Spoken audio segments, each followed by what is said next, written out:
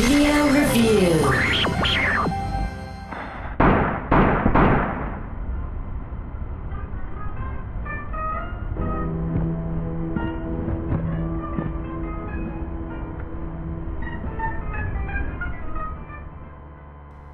Death to Spies, Moment of Truth is an apt name for one of the hardest games you'll play all year.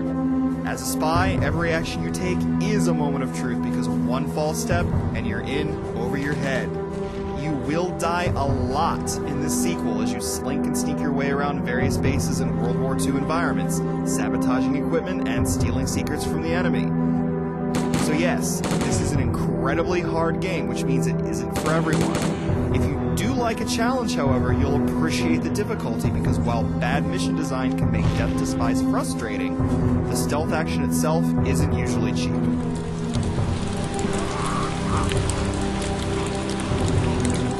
That's because the artificial intelligence in Moment of Truth is really, really good.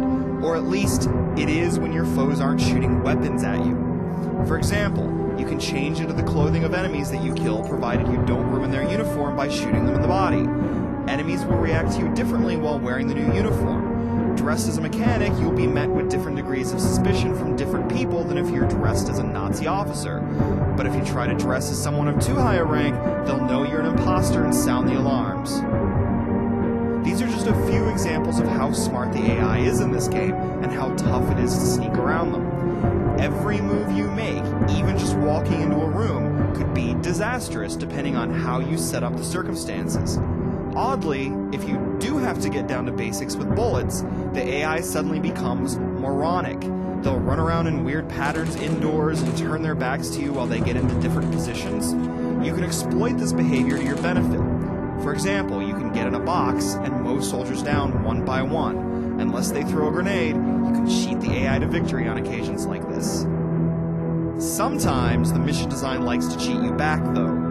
Moment of Truth is really bad about making your objectives and the consequences of your actions clear to you. Even from the beginning, the lack of a tutorial means you'll have to fumble around with the controls for a while before you get completely used to them. In some levels, you'll walk into certain rooms and be subjected to a search. If you don't have a pass, you're essentially dead. But because the game never communicates that such a possibility exists until it happens, and where it's going to happen, it's really frustrating when it occurs. Even on the first level, you could do objectives out of order and cause a countdown timer to begin before you're ready. Because the consequences of certain actions are never clear, some missions require some unnecessary trial and error. The sneaking and avoiding is hard enough, but it's also rewarding. Dying because the game doesn't give you enough information is something else entirely. Moment of Truth is not a technically advanced game, but it is atmospheric, and the lighting is often strikingly beautiful.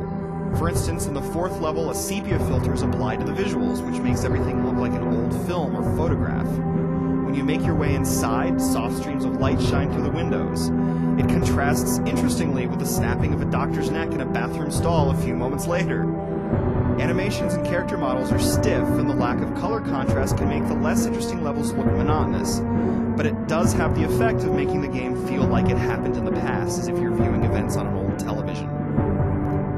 That atmosphere helps keep you involved with your missions, which is a good thing, as the story is essentially meaningless, and it's impossible to care one way or another about your own character. But the reason you'd want to play Death to Spies Moment of Truth is for the sneaky challenge.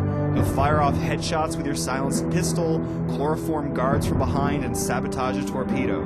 These moments are rewarding because of how hard you had to work to make them happen. It's too bad that some obscure mission objectives and a lack of general information really put a damper on things. If the missions were handled more deftly, and if there was a good story to give the sneaking some context, Moment of Truth could have been much better.